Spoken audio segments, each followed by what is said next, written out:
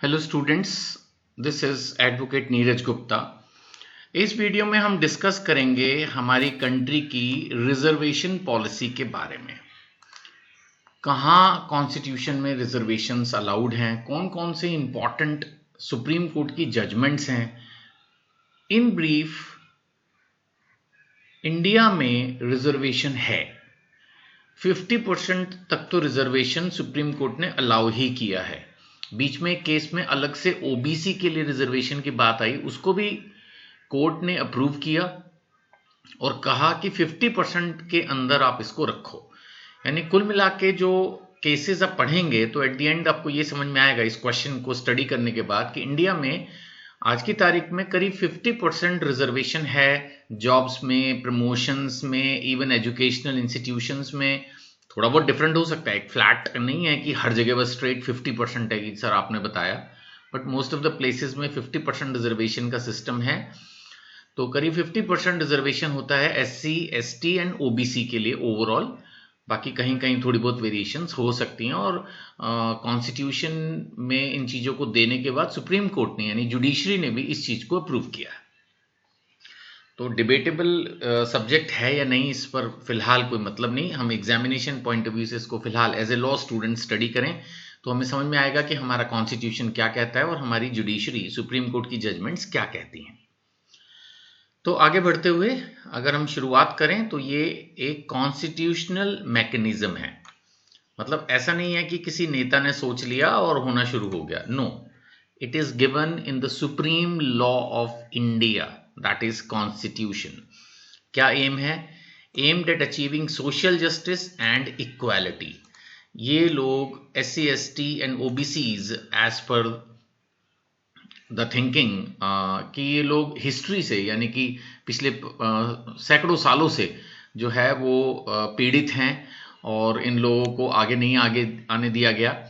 तो अब जब भारत आज़ाद हुआ है तो उस चीज़ को ठीक करने के लिए समाज में एक वास्तविक इक्वालिटी लाने के लिए जो है ना, अब इस रिजर्वेशन सिस्टम को लाए हैं। तो ये लोग हिस्टोरिकली डिसएडवांटेज्ड थे। These are historically disadvantaged sections। तो इसलिए अब क्योंकि जब देश आज़ाद हुआ तो भारत के हाथ में जब ताकत आई तो उस ताकत का इस्तेमाल पहले उन लोगों पे किया जा रहा है जो थोड़े पिछड़े हैं, कमज़ोर हैं। उनको पावरफुल लोगों के बराबर में लाकर खड़ा करने के लिए रियल सेंस में इक्वालिटी क्रिएट करने की कोशिश की गई है।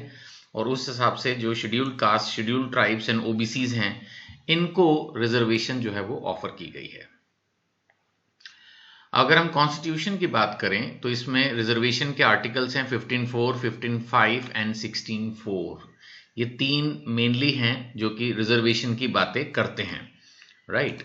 अब इन्होंने क्या किया? इन्होंने अलाउ किया आप स्पेशल प्रोविजंस बना सकते हैं for socially and educationally backward classes and for SC, STs। तो हमेशा ये तीन आपको याद रखने हैं। इसमें शेड्यूल्ड कास्ट, शेड्यूल्ड ट्राइब और OBC। ये शेड्यूल्ड वर्ड का क्या मतलब होता है? शेड्यूल्ड वर्ड का मतलब हमेशा ही एक ही होता है और वो ये कि कभी कभी कानून में कोई चीज गिनती में ज्यादा होती है। अब जैसे मान लेते हैं कि हमने ये बोल दिया कि भाई कौन कौन सी स्टेट्स इंडस्ट्रियली बैकवर्ड है, कहां कहां इंडस्ट्रियली कम है। अब वो इंडस्ट्री बैकवर्ड स्टेट का नाम या तो यही लिख दो 1, 2, 3, या फिर एक शेड्यूल बना दो। शेड्यूल का मतलब आप ये समझ लो कि एक लिस्ट, और उस लिस्ट में नाम लिख दो। यही शेड्यूल्ड होता है, शेड्यूल, और कुछ मतलब नहीं है इसका। तो शेड्यूल्ड कास्ट, शेड्यूल्ड ट्राइब, इसका मतलब एक लिस्ट होगी कास्ट और ट्राइब की, जो उसमें है उनको हम SC या ST मानेंगे। ऐसे OBC, अदर बैकवर्ड क्लासेस, तो उसकी भी एक लिस्ट होगी, नहीं तो पता कैसे चलेगा। तो बेसिकली देखा जाए तो आप मेरे को बोलोगे सर OBC शेड्यूल्ड नहीं है, देखा जाए तो है उसकी भी लिस्ट, नहीं तो कैसे पता चलेगा। सो यही मतलब होता है बस शेड्यूल्ड कास्ट या शेड्यूल्ड ट्राइब का। ऐसे शेड्यूल्ड इंडस्ट्रीज भी हो सकती हैं, शेड्यूल्ड सिटीज भी हो सकती हैं, it can be anything. Scheduled schools भी हो सकते हैं। पॉपुलर नहीं है वो टर्म्स, लेकिन शेड्यूल्ड का मतलब यही होता है कि जो एक लिस्ट बना दी गई गवर्नमेंट की तरफ से और उसमें उसका नाम लिख दिया गया। आर्टिकल 16(4)A में जो है प्रमोशंस में भी इन लोगों को रिजर्वेशंस मिली। बहुत ज़रूरी है, जब अपॉइंट कर ही दिया तो आगे तक प्रमोशन पूरा टॉप लेवल तक लेके जाना है तो उस हिसाब से उस चीज़ को भी अचीव करने की कोशिश की गई कि ये नहीं कि सिर्फ एक बार जॉब पे लगा दिया, फिर इनको प्रमोट भी करना है सो दैट ये हर लेवल पर कंट्री को मैनेज करने में हेल्प कर सकें। So article 16(4)(a) allows reservation इन प्रमोशंस, जबकि इन्होंने ये कहा कि आर्टिकल 46 ने कहा स्टेट को कि आप जो वीकर सेक्शंस हैं उनके एजुकेशन एंड इकोनॉमिक इंटरेस्ट को प्रमोट करने की कोशिश कीजिए।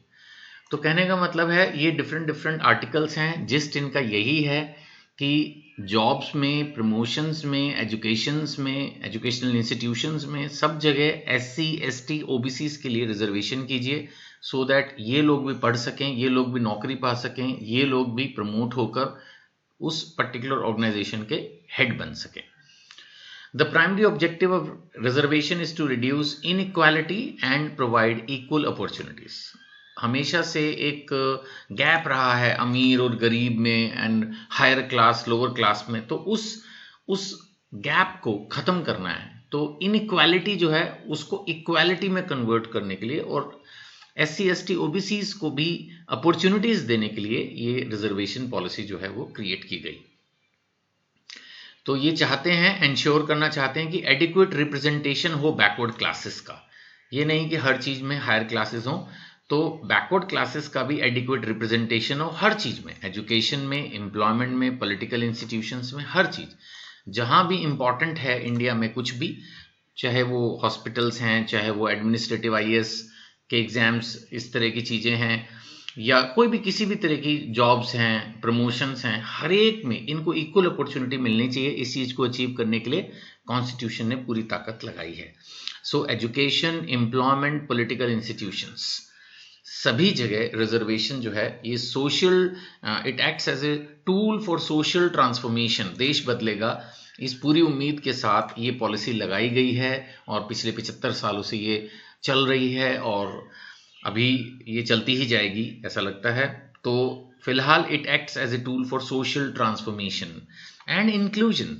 उन लोगों को जो अभी तक इस तरह के बड़ी पोस्टों पे, बड़े इंस्टीट्यूशंस में नहीं पढ़ पा रहे थे, अब उनको भी जोड़ा जाए मेन लीग से, वो पीछे न रह जाएं और समानता का अधिकार रियल सेंस में इंडिया अचीव करे कि अब हर लोग irrespective of their caste, creed, सबको मौका मिले। तो इसलिए अब एक तरह से आधा आधा कर दिया, ये मेरी पर्सनल ओपिनियन है कि 50% इन लोगों के लिए रिजर्व किया और 50% जो है वो जनरल कैटेगरी के लिए हो गया। तो उससे फिर अब ऑलमोस्ट इक्वल अपॉर्चुनिटी जो है वो मिलने लगी है सबको।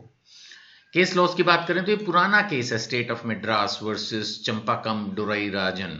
इसमें कास्ट बेस्ड रिजर्वेशन जो है एजुकेशनल इंस्टीट्यूशंस में इंट्रोड्यूस की। उस वक्त सुप्रीम कोर्ट ने कहा न, ये अनकॉन्स्टिट्यूशनल है। उस वक्त सुप्रीम कोर्ट ने इसको काट दिया, लेकिन फिर आर्टिकल 15(4) जो है वो 1951 में अमेंडमेंट करके इंसर्ट किया, जिसने ऑथराइज किया कि नहीं आप स्पेशल प्रोविजंस बना सकते हो for advancement of socially and educationally backward classes, scheduled caste and scheduled tribe, वही OBC SC ST। तो ये लेकिन पुराना केस है, उस वक्त सुप्रीम कोर्ट ने कहा कि नहीं ये तो इक्वालिटी के अगेंस्ट हो गया अगर आप कास्ट बेस्ड रिजर्वेशन कर रहे हो। तो फिर उस चीज को अचीव करने के लिए 1951 में अमेंडमेंट की गई कॉन्स्टिट्यूशन में और इसको अलाउ किया कि गवर्नमेंट ऐसा कर सकती है। खैर, अब ये इंदिरा साहनी मंडल केस, आप लोग तो खैर अभी जो लॉ पढ़ रहे हैं उनमें से काफी लोग काफी छोटे होंगे उम्र में, तो पीछे VP सिंह के जमाने में ये मंडल कमीशन की रिपोर्ट लगने पे देश में हाई लेवल के एजिटेशंस हुए थे। इसमें OBCs के लिए 27% रिजर्वेशन की बात आई थी। The Mandal Commission recommended 27% reservation for OBCs in government jobs। तो ये काफ़ी जो है इसके ऊपर एजिटेशन हुई थी कंट्री में। कुछ लोगों ने इसको अपोज भी किया था, कुछ ने इसको सपोर्ट भी किया था, बट सुप्रीम कोर्ट ने कहा कि नहीं ठीक है, it's okay, but keep it with in the 50%। 50% की जो ओवरऑल लिमिट लगाई गई है रिजर्वेशन के लिए, मोर और लेस वही चल रही है कंट्री में। तो गवर्नमेंट, सुप्रीम कोर्ट ने भी कहा नहीं ठीक है 27% रिजर्वेशन, बट आपको जैसे भी रखना है इसको 50% के अंदर ही रखिए। फिर M Nagaraj versus union of India, इसमें जो है ये मामला आया कि क्या प्रमोशन के टाइम पर भी रिजर्वेशन की जरूरत है। शायद उन लोगों ने सोचा होगा कि एक बार जॉब लगा दी उसके बाद now you compete with others, but लेकिन इस तरह से तो फिर यही होगा ना कि जो स्ट्रांग लॉबी होगी वो उनको आगे नहीं बढ़ने देगी और वो उस पर्टिकुलर इंस्टीट्यूशन के हेड नहीं बन पाएंगे शायद। तो प्रमोशंस के हिसाब से भी जो है अलाउ किया गया कि नहीं नहीं नहीं नहीं नहीं नहीं नहीं इन्होंने कहा कि आप कर सकते हैं और बट आपको अपनी backwardness, inadequacy of representation and administrative efficiency को प्रूव करना होगा। हो सकता है जल्दी में आपको समझ ना आया हो मैंने क्या बताया। मैं ये कह रहा हूं रिजर्वेशन इन प्रमोशन इस केस में अलाउ की, बट ये कहा कि अगर आप चाहते हो कि आपको प्रमोशन में भी रिजर्वेशन मिले तो आप प्रूव करो 2-3 चीजें। क्या? बैकवर्डनेस प्रूव करो, इनएडिक्वेसी ऑफ रिप्रेजेंटेशन मतलब ये प्रूव करो कि हाँ आप लोग हायर पोस्टों पर नहीं हो, आपकी कास्ट के लोग हायर पोस्टों पर नहीं है, तो इसलिए आपको प्रमोशन की जरूरत है, सो दैट प्रमोशन में रिजर्वेशन की जरूरत है, सो दैट आप लोगों को जरूर प्रमोशन मिल जाए और आप लोग आगे बढ़ सकें। इसको प्रूव करो। और फिर एडमिनिस्ट्रेटिव एफिशिएंसी जो है वो आपको प्रूव करनी है कि आप कैपेबल हो हायर पोस्टों पर काम करने के लिए। तो ये सुप्रीम कोर्ट ने जजमेंट दी, बट बाद में फिर इस जजमेंट पर भी हंगामा हुआ कि ये क्या ही जजमेंट है, जब देना है तो दो। सो जर्नैल सिंह वर्सेस लक्ष्मी नारायण गुप्ता, इस केस में ये बात हुई कि जो SC/ST को आप प्रमोशन दे रहे उसको चैलेंज किया, और क्या SC/ST को दोबारा से अपनी बैकवर्डनेस प्रूव करनी है, तो कोर्ट ने कहा ना इसकी कोई जरूरत नहीं है, तो मॉडिफाइड द नागराज जजमेंट। हाँ वैसे लॉजिकल भी नहीं है ना, जब एक आदमी SC/ST के ग्राउंड पर जॉब में पहुंच गया है तो फिर वो प्रमोशन के लिए भी एलिजिबल होना चाहिए, बार बार वो क्या प्रूव करेगा। तो अब एक एंट्री हो गई ऑर्गेनाइजेशन में तो उसको प्रमोट करते ही जाना चाहिए। तो सुप्रीम कोर्ट ने बिल्कुल ठीक डिसीजन लिया इस केस में कि नहीं, दोबारा जो है वो प्रूव करने की कोई जरूरत नहीं है। क्वेश्चन भी यही था कि whether SC/ST need to prove backwardness again, फिर से वो अपनी बैकवर्डनेस को प्रूव करें, तो डिसीजन यही आने की कोई जरूरत नहीं है। एंड सो जो ये हमने पहले वाली जजमेंट पढ़ी नागराज वाली, M Nagaraj versus union of India, जिसमें ये 3 चीजें प्रूव करने के लिए कहा गया था, फिर उसको later judgment Jarnail Singh versus Lakshmi Narayan Gupta में ऑलमोस्ट मॉडिफाई कर दिया, या कहें कि वो उसको ओवर रूल सा कर दिया। अब एक Ashoka Kumar Thakur versus union of India, ये एक जजमेंट है। इसमें बात आई कि रिजर्वेशन इन एजुकेशनल इंस्टीट्यूशंस, ये मुद्दा था कि एजुकेशनल इंस्टीट्यूशन में होगा कि नहीं, तो जजमेंट ने कहा बिल्कुल होगा। आप बस क्रीमी लेयर को जो है हटा दीजिए, excluding the creamy layer. Creamy layer माने जो रिच लोग हैं उनको छोड़ दीजिए, लेकिन आप एजुकेशनल इंस्टीट्यूशंस में भी रिजर्वेशन करेंगे। So this judgment is very important because it extended reservation policy to educational institutions.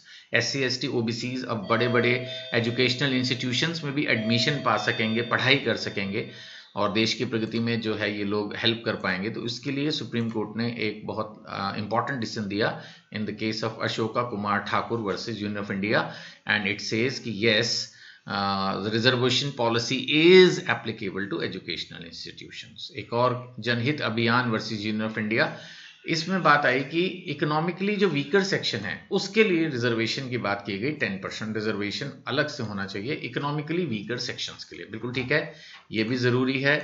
तो कोर्ट ने इसको भी अलाउ किया and recognise the economic backwardness as a valid ground for reservation. लेकिन इस डिसीजन को ब्रीफ में पढ़ने से आप ये ना सोचे कि सर 50 के ऊपर 10% है। जितना मेरी नॉलेज है इन जनरल इंडिया में कहीं भी रिजर्वेशन है तो हर तरह की रिजर्वेशन को ज्यादातर कोर्ट अलाउ कर देता है, बट कहीं ना कहीं घुमा फिरा के 50% पर ही अटका देता है कि नहीं 50% से ज्यादा रिजर्वेशन नहीं, क्योंकि जो जनरल दुनिया है वो भी कुछ compete कर सके, वो भी कुछ खा कमा सके, उसको भी कुछ नौकरी शोकरी मिल जाए। तो इसलिए आधा आधा ही चल रहा है अभी तक सिस्टम, 50% रिजर्वेशन हैं और 50% जो है वो जनरल कैटेगरी के लिए ज़्यादातर चीज़ें छूट जाती हैं। So reservation policy is an essential tool, बहुत ज़रूरी है for achieving the social justice and equality in India. Naturally reservation जो है इस चीज़ में हेल्प करता है, बिल्कुल हेल्प करता है। तो जुडिशरी ने कंसिस्टेंटली अपहेल्ड किया है कॉन्स्टिट्यूशनल वैलिडिटी, कॉन्स्टिट्यूशन में ये चीज़ लिखी भी है और जुडिशरी ने टाइम एंड अगेन इस चीज़ को अप्रूव किया है कि ये सही है। I hope the question is clear. फिर भी कोई डाउट हो आप इन नंबर्स पे मुझे व्हाट्सएप कर सकते हैं, यूट्यूब पर देख रहे हैं तो वहां भी कमेंट पास कर सकते हैं, I will answer. Face to face classes के लिए अपना रजिस्ट्रेशन पहले करा लीजिएगा, और जिस बुक से मैं पढ़ा रहा हूँ उसको नॉमिनल प्राइस पे परचेज करने के लिए आप जो है मेरे को इन नंबर्स पर कॉन्टैक्ट कर सकते हैं। Thank you.